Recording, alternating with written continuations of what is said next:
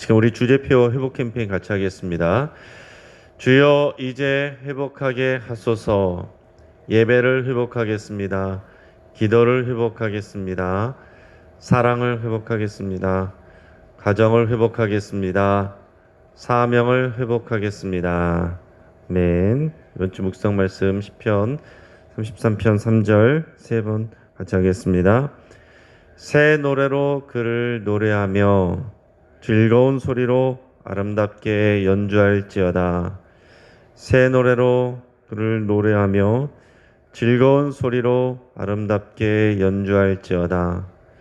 새 노래로 그를 노래하며 아름다운 소리로 그를 즐거운 소리로 아름답게 연주할지어다. 아멘. 하나님께서 우리에게 주시는 말씀 출애굽기 22장 1절에서 15절까지의 말씀입니다. 자, 오늘 본문을 통해서 재산 보호에 대한 법이라는 제목으로 말씀의 은혜를 나누겠습니다. 여러분, 어떤 사람들은 이 초대 교회에서 성도들이 서로 재산을 공유했던 것을 예로 들면서 하나님 나라에 올리는 원시공산주의 사회다 이렇게 얘기를 합니다. 하지만 초대교회에서 재산을 공유했던 것은 어떤 강제적인 제도에 의한 것이 아니었고 믿음과 사랑에 의한 것이었습니다. 이것은 제도나 어떤 이데올로기로 되는 것이 아니고 또 성령에 부어주신 그 은혜로 자발적으로 또 하게 된 그런 현상이었습니다. 오늘 하나님께서 주시는 본문을 통해서 우리가 알 수 있는 것은 하나님은 개인 재산을 인정하신다라는 것입니다. 그것은 기본적인 인간의 욕구이기 때문에 하나님께서 그것을 인정하시고 보호하게 하신다라는 거예요. 그래서 공동체 구성원들은 서로의 재산권에 대해서도 존중을 해야 됩니다. 자신의 재산에 대해서 하나님께서 그것을 인정하시기 때문에 공동체를 지키기 위해 다른 사람의 재산권, 그것을 보호하는 일에도 우리 관심을 가져야 된다라는 거죠. 더 나아가서는 혹시라도 상대의 재산에 또 재물에 손해를 입혔을 때는 원금 이상의 배상도 해줘야 된다라는 것입니다. 이것은 전체적으로 그 공동체가 건강하게 하나님의 나라로 세워져 가기 위해서 꼭 필요한 것이었다라는 것입니다. 자, 먼저는 이 절도에 대한 배상을 말씀하십니다. 오늘 본문의 1절 말씀을 같이 읽어봅니다. 사람이 소나 양을 도둑질하여 잡거나 팔면 그는 소 한 마리에 소 5마리로 갚고 양 한 마리에 양 4마리로 갚을지니라. 아멘. 자, 어떤 사람이 소나 양을 도둑질을 했습니다. 자, 그 당시에는 가축이 주요 재산입니다. 그런데 소나 양을 누군가 도둑질을 했어요. 도둑질해서 뭐 잡아 죽였을 수도 있고 잡아 먹었을 수도 있고 팔아버렸을 수도 있습니다. 어쨌든 남의 것인데 그것을 훔쳤다. 그러면 그 훔친 소 한 마리에 대해서 5마리로 주인에게 갚아야 되고, 만약에 양을 훔쳤다 그러면 양 4마리를 갚으라 라는 것입니다. 일반적으로 양보다 소가 더 값이 나가고 중요한 것이었기 때문에 보상의 규모도 더 컸던 것으로 이렇게 보입니다. 여러분, 한번 생각을 해보세요. 기본적으로 훔친 것의 4배나 5배를 갚아야 된다라는 거예요. 역시 너무 가혹하게 여겨지진 않습니까? 내가 어떤 물건을 훔쳤는데 만약에 걸리면은 보통 사람들 마음 같으면 어떻습니까? 그냥 가져가라 이렇게 할 수도 있지만 그냥 그것을 돌려보내는 것만으로 안 되고 4배에서 5배를 갚으라라는 것입니다. 그 당시 고대 근동 사회에서 그 주변의 히타이트 민족 같은 경우에는 절도죄에 대해서 30배를 물게 되어 있었습니다.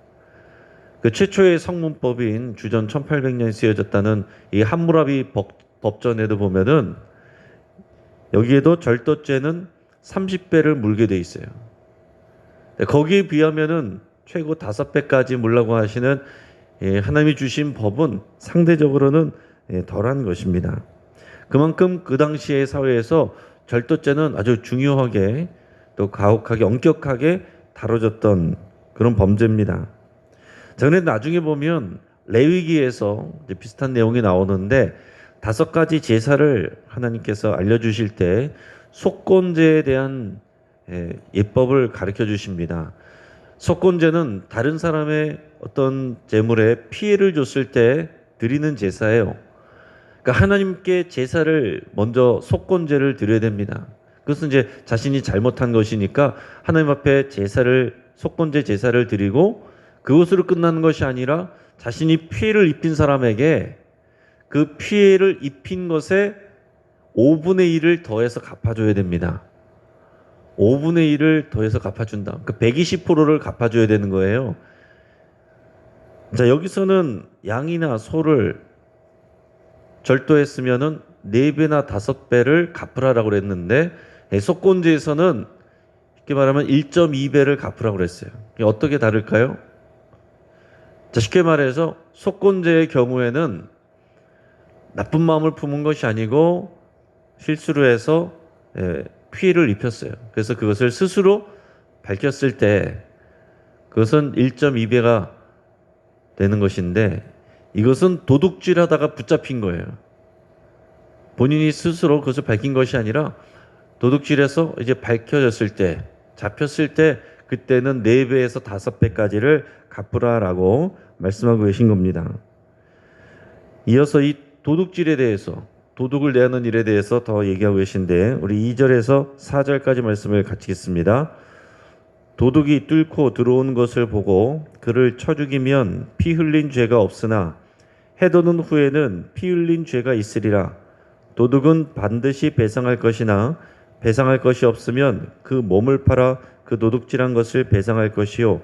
도둑질한 것이 살아 그의 손에 있으면 소나 낙이나 양을 막론하고 갑절을 배상할지니라. 아멘. 자, 밤에 도둑이 몰래 들어옵니다. 남의 집을 뚫고 도둑이 들어와서 이제 양이나 소를 훔쳐가려고 들어왔는데 주인이 딱 봤어요. 도둑이 들어오는 것을 한밤중에 봤습니다. 그래서 자기의 재산을 지키기 위해서 주인이 이 도둑을 때렸다는 말이에요. 근데 때렸는데 도둑이 죽었을 때 그때는 정당방위로 인정을 해서 형벌을 받지 않는다. 주인이 형벌을 받지 않는다라는 것입니다. 요즘에는 이 정당방위 인정받기가 굉장히 어렵습니다. 그래서 뉴스들 가운데 보면은 실제로 도둑이 들었는데 그 도둑을 주인이 공격했는데 그 도둑이 실제로 이렇게 사망하는 사건이 났을 때 그 사람이 정당방위를 인정받지 못하고 너무 과하게 공격을 했다고 해서 중형벌을 받는 그런 경우들이 최근에도 있었습니다. 그래서 사람들이 이 정당방위에 대해서 굉장히 논란이 많은데 여기서는 아주 간단하게 밤에 그랬으면 정당방위를 인정한다는 거예요. 근데 낮에 그랬다면 상황이 달라집니다. 낮에 그랬다고 한다면 낮에 들어왔는데 주인이 때려가지고 그 사람이 도둑이 죽었다. 그렇게 하고 한다면 그 피해에 대한 값을 책임져야 됩니다. 주인이 그 값을 책임을 져서 벌금을 내야 돼요. 밝은 낮이라면은 굳이 생명을 빼앗지 않고도 다른 방법을 취할 수 있었다라고 보기 때문에 그렇습니다. 자, 그러니까 도둑질이 나쁜 것이지만 그 생명을 빼앗는 것은 사실 그거보다 더 중요한 일이기 때문에 이렇게까지 얘기를 구별을 해서 말을 하고 있습니다. 그리고 만약 도둑이 잡혔어요. 도둑이 잡혔는데 도둑이 갚을 게 없다. 이미 벌써 뭐 다 써버리고 갚을 게 없다라고 하면은 도둑은 자신의 몸을 팔아서 배상을 해야 됩니다. 근데 얼마큼을 배상을 해야 되느냐?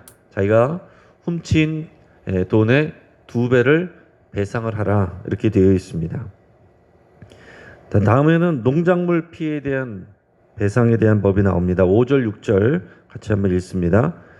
사람이 밭에서나 포도원에서 짐승을 먹이다가 자기 짐승을 놓아 남의 밭에서 먹게 하면 자기 밭에 가장 좋은 것과 자기 포도원의 가장 좋은 것으로 배상할지니라.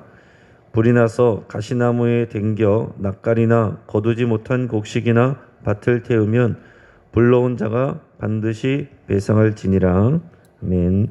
자, 어떤 사람이 이제 밭이나 포도원에서 자기 가축을 먹이고 있어요. 그런데 자기 가축을 자유롭게 돌아다니게 해가지고 자기의 이 소나 양이 남의 집으로 들어간 거예요. 남의 집 밭이나 포도원으로 들어가서 남의 집 거를 먹었다. 그런 상황이에요. 그러면은 그 사람은 그 피해를 입은 밭주인에게 자기 밭과 포도원에서 가장 좋은 그런 열매로 보상을 해줘라. 이렇게 얘기되어 있습니다. 또 어떤 사람이 이제 농사를 위해서 불을 놓다가 남의 밭을 태우는 경우가 있을 수 있습니다. 그러니까 내 것만 태워야 되는데 불길이 걷잡을 수 없이 번져서 남의 밭까지 다 태워서 남의 밭에 피해를 입혔을 때를 얘기하고 있습니다. 이 팔레스타인 지역은 이제 건기에 불이 날 가능성이 많았습니다. 그리고 추수기에 이 메마른 가시나무 그 잎에 붙은 불씨가 순식간에 밭 전체로 퍼질 가능성이 많이 있었다고 합니다. 그래서 본의가 아니었어도 남의 밭에 곡식을 태웠을 때 그 사람은 미안해. 원래 그러려고 그런 게 아니었어. 라고 말하고 끝나는 게 아니다라는 거예요. 반드시 그 피해를 끼친 것에 대해서 그 밭주인에게 배상을 해줘라. 라고 하나님께서 말씀을 하고 계신 거예요. 자, 그 다음에는 전당물 손실에 대한 배상에 대해서 또 말씀하고 있습니다. 내 물건을 누군가에게 맡겼는데 그것이 이제 문제가 생겼을 때 어떻게 하느냐 하는 거죠. 우리 7절에서 13절까지 말씀을 같이 읽습니다. 사람이 돈이나 물품을 이웃에게 맡겨 지키게 하였다가 그 이웃집에서 도둑을 맞았는데 그 도둑이 잡히면 갑절을 배상할 것이요 도둑이 잡히지 아니하면 그 집 주인이 재판장 앞에 가서 자기가 그 이웃의 물품에 손댄 여부의 조사를 받을 것이며 어떤 잃은 물건 즉 소나 낙이나 양이나 의복이나 또는 다른 잃은 물건에 대하여 어떤 사람이 이르기를 이것이 그것이라 하면 양편이 재판장 앞에 나갈 것이요 재판장이 죄 있다고 하는 자가 그 상대편에게 갑절을 배상할지니라. 사람이 낙이나 소나 양이나 다른 짐승을 이웃에게 맡겨 지키게 하였다가 죽거나 상하거나 끌려가도 본 사람이 없으면 두 사람 사이에 맡은 자가 이웃의 것에 손을 대지 아니하였다고 여호와께 맹세할 것이요 그 임자는 그대로 믿을 것이며 그 사람은 배상하지 아니하려니와 만일 자기에게서 도둑 맞았으면 그 임자에게 배상할 것이며 만일 찢겼으면 그것을 가져다가 증언할 것이요 그 찢긴 것에 대하여 배상하지 아니할 것이니라. 아멘. 자, 이 내용들을 우리 곰곰이 하나씩 읽어보면 이제 재미가 있습니다. 자, 누군가 자신의 물건을 남한테 맡겨놨어요. 맡겨놨는데 그 사람이 갖고 있는데 그 집에 도둑이 들었어요. 내 물건을 이웃에게 맡겼는데 그 이웃집에 도둑이 들었단 말이에요. 만약에 도둑이 잡히면은 그 원금의 2배를 도둑이 물어주면 됩니다. 근데 문제가 뭐냐면은 도둑이 잡히지 않았어요. 내 이웃도 잘못한 게 없어요. 자기는 도둑을 맞은 거예요. 근데 나는 그 이웃집에다 내 물건을 맡겨서 내 물건이 피해를 봤단 말이죠. 그럴 때 어떻게 하느냐라는 것입니다. 근데 물건을 맡긴 사람의 입장에서 보면은 이웃 사람이 도둑 맞았다라고 했을 때 그것을 의심할 수도 있지 않습니까? 정말 도둑을 맞았는지 저 사람이 내 물건을 탐내서 감춰놓고서 도둑 맞았다고 거짓말하는지 그것을 내가 믿을 수 없다 할 수도 있어요. 도둑 맞았다 그랬으면은 뭐 어쩔 수 없다 그렇게 할 수 있지만은 아무래도 의심이 된다 그러면 두 사람이 함께 성소로 가서 올라가서 판결을 받을 수 있다라는 거예요. 어느 쪽이든 재판장이 죄 있다고 하면 그 사람이 상대방에게 그 물건의 갑절을 배상하라 이렇게 되어 있어요. 자, 만약에 둘이 갔는데 이 사람이 잘못이었다, 이웃 사람이 잘못이었다 그러면 그 사람이 원 주인에게 갑절을 물어줘야 되는데 반대로 재판을 해봤는데 보니까 그게 정말로 도둑 맞은 것이었고 그 사람에게는 죄가 없었다. 그러면은 내가 갑절로 이 사람에게 물어줘야 된다는 거예요. 왜 그렇게 했습니까? 요즘 말로 하면은 무고죄, 명예훼손죄 이런 거에 해당되는 것입니다. 그 이웃 입장에서는 억울했던 거죠. 그것에 대한 보상을 해줘라라는 것입니다. 자, 그러면 어떻게 돼야 되겠어요? 기본적으로는 신뢰를 해줘야 맞죠. 자칫하다가 그것이 아닌 경우에 사실로 드러났을 경우에는 오히려 내가 내 물건도 잃어버렸는데 그 사람에게 그것에 또 갑절을 그 사람에게 또 갚아줘야 되는 이웃에게 갚아줘야 되는 이런 상황이 될 수도 있다라는 것입니다. 또 어떤 사람이 예를 들어서 물건이나 가축을 잃어버렸습니다. 근데 지나가다 보니까 이웃 마을 사람 중에 어떤 사람이 갖고 있는 게 아무리 봐도 내 거 같아요. 아무리 봐도 의심스럽단 말이에요. 자, 그래서 그 사람이 얘기했는데 그 사람이 아니다, 이거 내 거다. 그렇게 해가지고 이제 싸움이 붙었다라고 하면 그 사람들도 마찬가지로 성수에 올라가서 재판을 받습니다. 재판장이 판결을 받아서 마찬가지로 여기도 유죄를 받은 사람이 상대방에게 2배로 변상을 해야 된다라는 겁니다. 또 이런 경우도 있습니다. 어떤 사람이 가축을 잠시 이웃에게 맡겨놨어요. 근데 그 가축이 죽었거나 상해를 입었습니다. 또 때로는 분실될 수도 있는 거죠.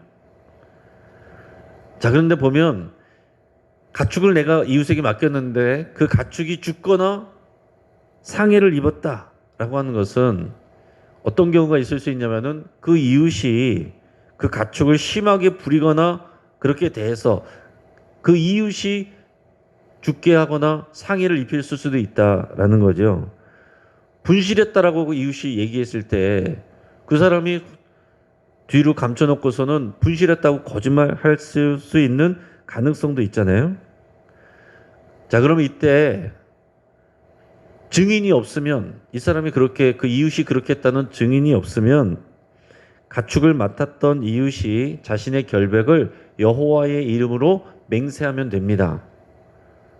그러면은 내가 생각할 때는 가축을 맡겼던 사람 입장에서는 믿기지가 않아요. 아무래도 그럴 것 같아요. 저 사람이 그런 것 같아요. 그럼에도 불구하고 그 사람이 여호와의 이름으로 맹세를 하면 믿어줘야 된다라고 얘기를 하는 거예요. 여러분, 그게 그러면 쉽게 여호와의 이름을 대고 맹세를 하면서 거짓말할 것 같지만 그것은 살아계신 여호와 하나님께서 생명에 대해서 그 벌을 하실 수 있는 문제이기 때문에 함부로 그렇게 할 수 있는 것은 아닙니다. 만약에 그렇게 했다면 그 사람은 그에 대한 하나님께서 또 벌을 내리시겠죠. 자, 하나님께서 다스리시는 하나님의 나라를 세워가는 것이기 때문에 여호와께 맹세한다는 것은 굉장히 권위가 있는 것입니다. 근데 내가 생각할 때 아무래도 그것이 의심쩍다 할지라도 내 이웃이 여호와 이름으로 맹세했으면 하나님을 봐서라도 믿어줘야 된다. 그것이 이제 중요한 내용이에요. 자, 그런데 가축을 맡았던 사람이 관리를 소홀히 해서 도둑을 맞았다. 그러면은 그 이웃이 주인에게 배상을 해줘야 됩니다. 자, 그런데 이웃에게 맡겼는데 그 이웃이 가지고 있었는데 들짐승에게 물려 죽었다. 그랬을 때는 배상해 줄 책임이 없습니다. 그 이웃도 자기가 그러려고 그런 게 아니잖아요.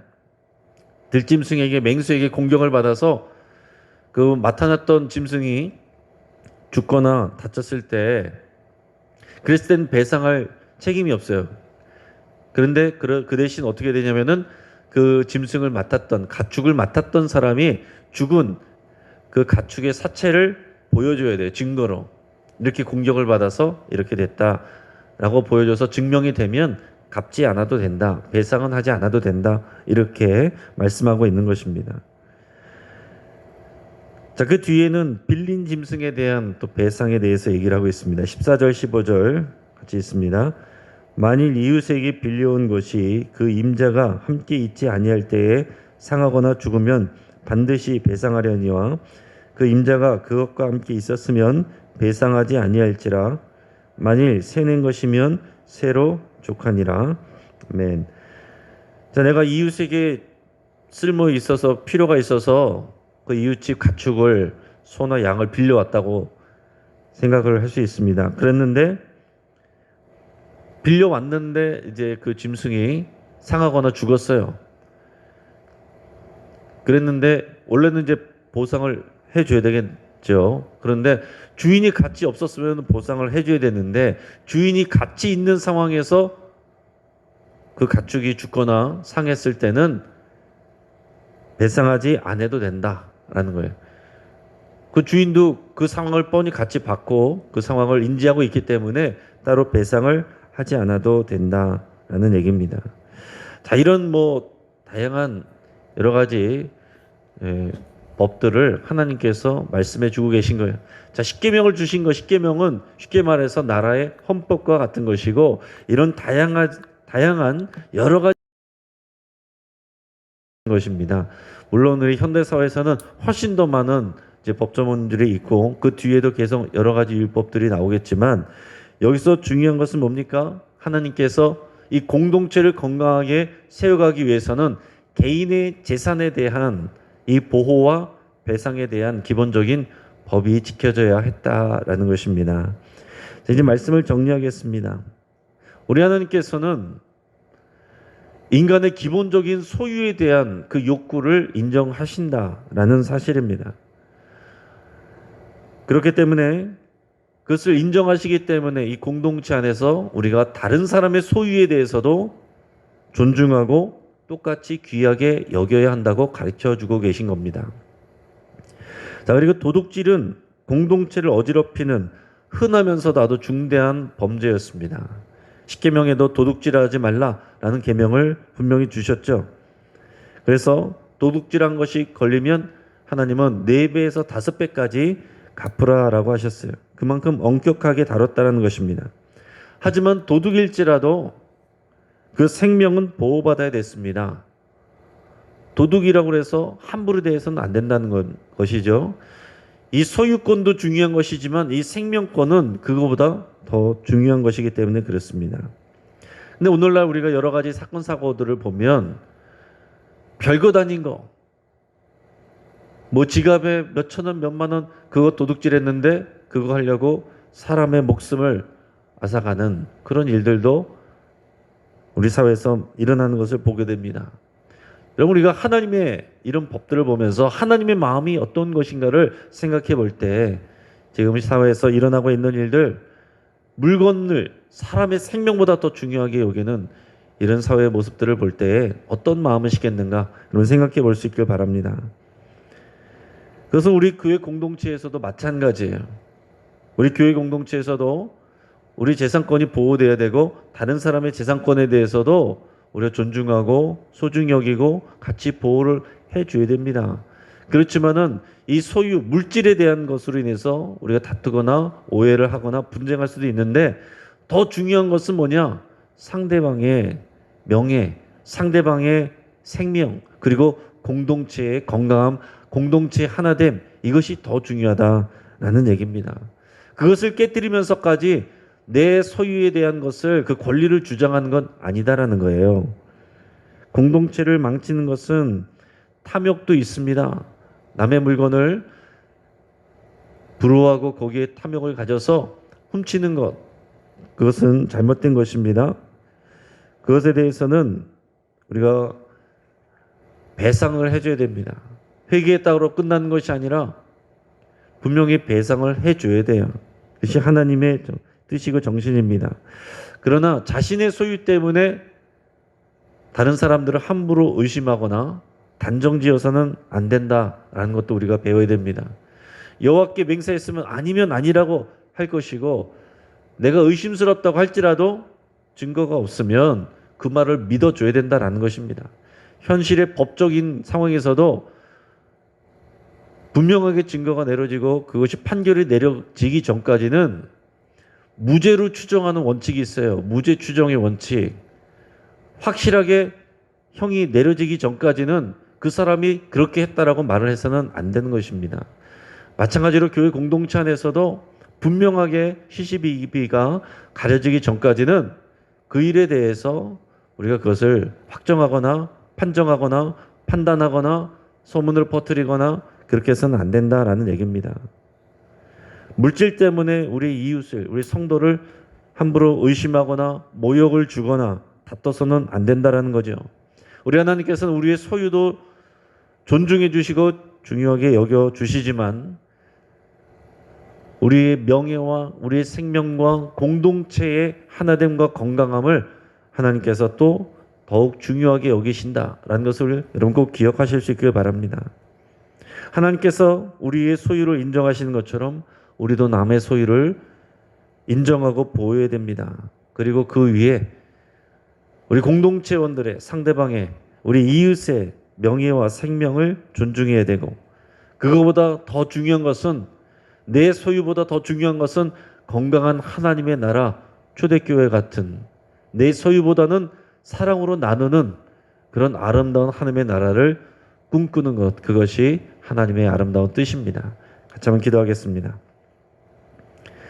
우리 말씀을 붙잡고 함께 기도할 때 우리 안에 물질에 대한 필요 이상의 탐욕이 있다면 여러분 회개할 수 있길 바랍니다. 하나님께서 우리의 개인적인 소유와 그런 욕구를 인정하시지만 지나친 탐욕은 하나님 앞에서 죄가 됩니다. 우리 안에 필요 이상의 것 그런 탐욕을 십자가에 못 박는다고 여러분 회개하시고 고백할 수 있길 바랍니다. 또 남의 소유에 대해서 함부로 대하거나 손해를 끼치고도 갚지 않은 것이 있다면 그것을 해결하기로 여러분 결단할 수 있기를 바랍니다. 나는 하나님께 회개했으니까 끝나는 것이 아닙니다. 반드시 배상을 해줘야 되는 거예요. 하나님과의 관계도 회복해야 되는 것이고 사람과의 관계도 회복돼야 되는 것입니다. 나는 하나님께 회개했으니까 끝났다라고 하는 것은 하나님의 마음과 뜻이 아닙니다. 혹시 내가 해결되지 않은 그런 부분들이 있다면 남에게 손해를 끼치고도 해결하지 않고 있는 것이 있다면 그것을 해결하기로 결단하며 기도할 수 있길 바랍니다. 또 내 소유보다 이웃의 생명과 명예와 또 건강한 신앙 공동체를 내가 더 귀하게 여기기로 여러분 그렇게 결단하며 기도할 수 있기를 바랍니다. 우리 가정을 위해서 기도할 때 우리 삶의 우선순위가 물질과 소유가 아니라 하나님의 나라와 의를 구하는 것이 되기를 위해서 함께 기도하겠습니다. 우리 교회 안에서 경제 문제로 고통하거나 상처를 입은 분들이 있다면 그들을 하나님께서 치유하시고 회복해 주시기를 위해서 함께 기도하겠습니다. 우리 교회 안에 또 경제적 어려움으로 고통하는 자영업 하시는 성도님들, 또 직장의 위기를 겪는 성도님들, 또 금전 문제로 다른 성도와 갈등하는 성도님들 있다면 여러분 그분들의 모든 문제가 주 안에서 믿음으로 해결될 수 있기를 위해서 함께 기도하겠습니다. 우리 진로를 준비하는 우리 수험생들 수시를 지금 계속해서 시도하고 준비하고 있는 자녀들이 있는데 위해서 같이 또 기도할 수 있길 바랍니다. 이 시간 주여 한번 부르짖고 합심해서 함께 기도하겠습니다. 주여